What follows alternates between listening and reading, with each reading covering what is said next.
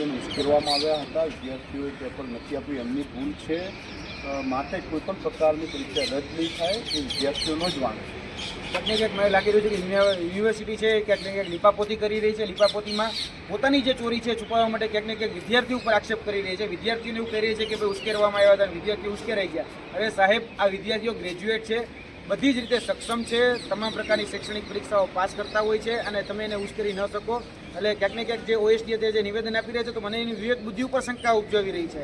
કારણ કે એની વિવેક બુદ્ધિ ઉપર શંકા એટલા માટે ઉપજાવે છે કારણ કે એવું કહી રહ્યા છે કે ભાઈ વિદ્યાર્થીઓનો વાંક હતો. અરે વાંક આ યુનિવર્સિટીનો હતો, જેને પેપરની ડિસ્ટ્રીબ્યુશન સિસ્ટમમાં વાંક હતો. પેપરની ડિસ્ટ્રીબ્યુશન સિસ્ટમ યોગ્ય રીતે ન થઈ એટલા માટે જે વિદ્યાર્થીઓનું જે પેપર ખરેખર મળવું જોઈએ એની જગ્યાએ એને અલગ OMR મળી હતી અને અલગ OMR મળવાને કારણે આજે એક વિદ્યાર્થીનું પેપર બીજો વિદ્યાર્થી ફિલઅપ કરતો તો કઈ રીતે ચલાવી શકાય? અને લગભગ 700 જેટલા ઉમેદવારોની સાથે અન્યાય થયો છે.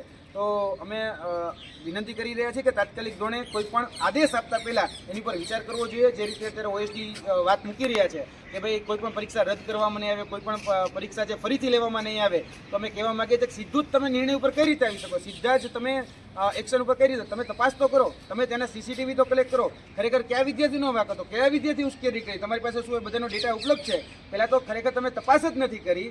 ત્યાં તમે સીધું જ નિવેદન આપી છે. હઠાગ્રહી નિર્ણય છે. હઠાગ્રહી નિર્ણય ક્યારે પણ ગ્રાહ્ય નહીં રહે.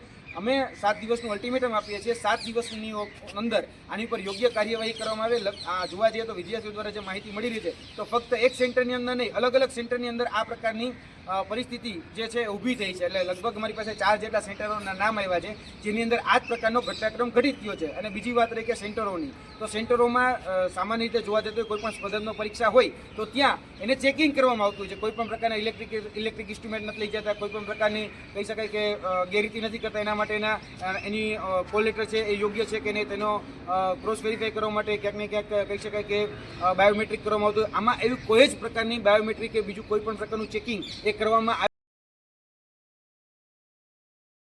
તપાસ કરી અને સીધા જ તમે કન્ક્લુઝન ઉપર આવી ગયા કે કોઈ પરીક્ષા રદ કરવામાં આવે કે એક જ સેન્ટર ઉપર આ ઘટના ઘટી છે. અમારી પાસે 4 સેન્ટરના નામ છે, 4 સેન્ટર ઉપર આ ઘટના બની છે. એટલે કોઈ પણ નિર્ણય ઉપર આવતા પહેલા તમે આની ઉપર તપાસ કમિટીની રચના થઈ અને નિષ્પક્ષ તપાસ કમિટીની રચના થઈ અને આ તપાસ કમિટીએ રિપોર્ટ સબમિટ કરે, કઈ જગ્યાએ કઈ ઘટના બની એના માટે વિદ્યાર્થીઓના ફીડબેક લેવામાં આવે. વિદ્યાર્થીઓ ખુદ એમાં જવાબ આપે કે ભાઈ એને કઈ અન્યાયનો સામનો કર્યો છે. એ વિદ્યાર્થીઓ જ્યારે જવાબ આવશે તેની ઉપર તપાસ થવી છે. આ હઠાગ્રાહી નિયમ અને આ મનસ્વી નિર્ણય એ જરા પણ સ્વીકાર્ય અમારા માટે નથી. અમે કહીએ છીએ કે અઠવાડિયાનો તમને સમય આપી રહ્યા છીએ, નહીતર આવનાર દિવસોની અંદર અઠવાડિયામાં જો આનું યોગ્ય નિરાકરણ નહીં આવે તો આજ ગુજરાત યુનિવર્સિટીના પ્રાંગણમાં હજારો વિદ્યાર્થીઓ સાથે અમે ધરણા પ્રદર્શન અને આંદોલન કરીશું. જો અમને અહીંયાથી પણ નહીં મળે તો અમે વિધાનસભાનો ઘેરાવો પણ કરીશું. વિદ્યાર્થીઓને ન્યાય અપાવીને રહીશું.